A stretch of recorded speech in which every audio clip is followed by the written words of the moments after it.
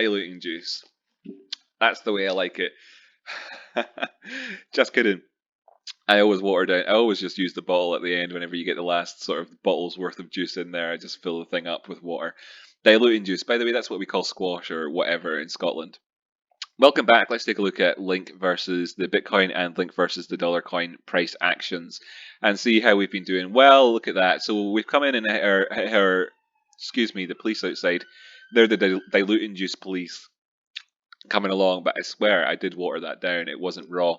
Um, so yeah, 618. We came in here. We've hit this target. We've come up to right to sort of this into that golden pocket zone, and then the prices have slumped back down a little bit since. Let's look towards the left and say that we want to see the prices remain above this 45,700 area, just so that we can be doing something a little bit different here, moving on up past this as part of an organic sort of upward perhaps movement overall.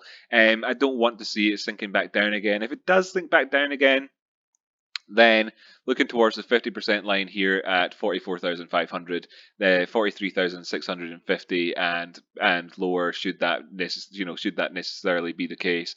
We see the 21 EMA coming in here at 44,000, let's call it, and that's one of those zones I'd like to see it turning around at without actually having to go all the way down to the 50 simple moving average here at the 382, and then turn around. Of course, movements down beyond this area, then as we said so many times, would open up valid Fibonacci retracements, and you'd be looking at moving down below the 236 over here and having this as valid, and then you'd have targets towards the downside, perhaps, again, like we saw over here on the 15th of June down towards that 40,000. So I want to avoid, movements down, certainly past this blue serrated line that we have on the chart there.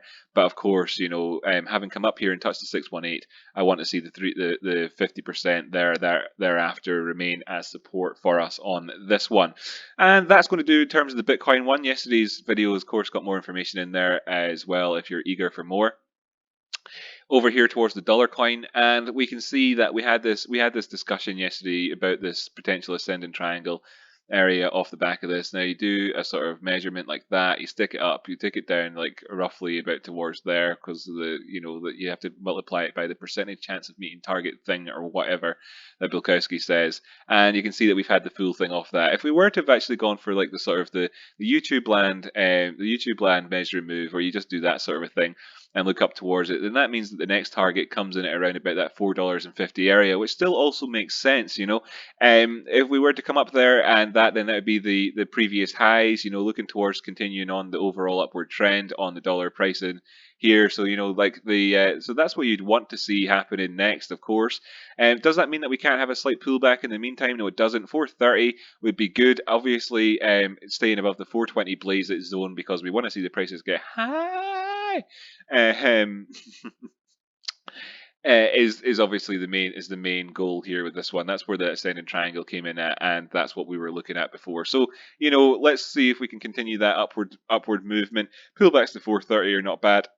Pardon me. Pullbacks to 425, where we saw like wicks coming in at before, that could be an inflection area. The 21 EMA is actually back inside that zone at 415. I'd like to see this continue, spend the next few days above that 420 area, so that the 21 EMA can also join us up there above the 420 area again. See, looking over to the left and seeing how it kind of came up as high as that in the past and then dropped down again with this price action here. Let's see if we can kind of give this another shot, stair step towards the upside, and then that means that your overall upward target price could be something like 480, where we have the top end of this channel, and then of course then we can talk about things like moving out with the channel, and yeah, that'll do really. Let's just have a quick look then at the divergence then, since this is an upward trend here. We're doing okay.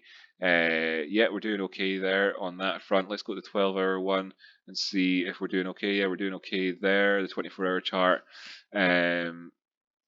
is looking, what this is now, looking at this as an uptrend and saying, well, is this divergent in the past? Well, it was okay.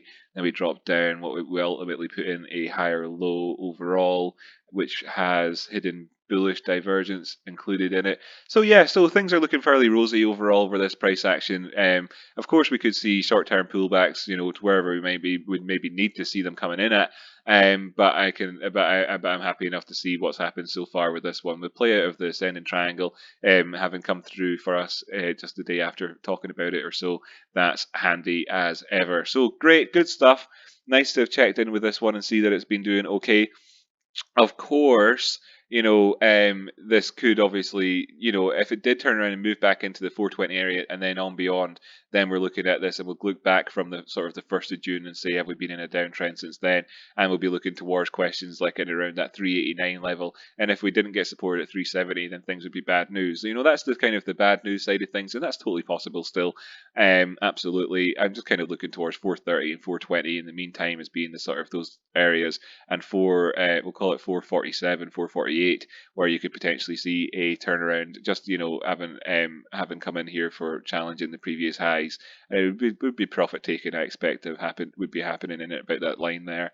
Let's just draw a quick horizontal on there so we can remember to revisit this sort of discussion tomorrow about whether or not profit taking is happening in there. Of course, on beyond that, then you've got various areas to look to, but that'll do for today. Yeah, that's great. Thanks so much for tuning in. I really appreciate everybody joining me for today's episode.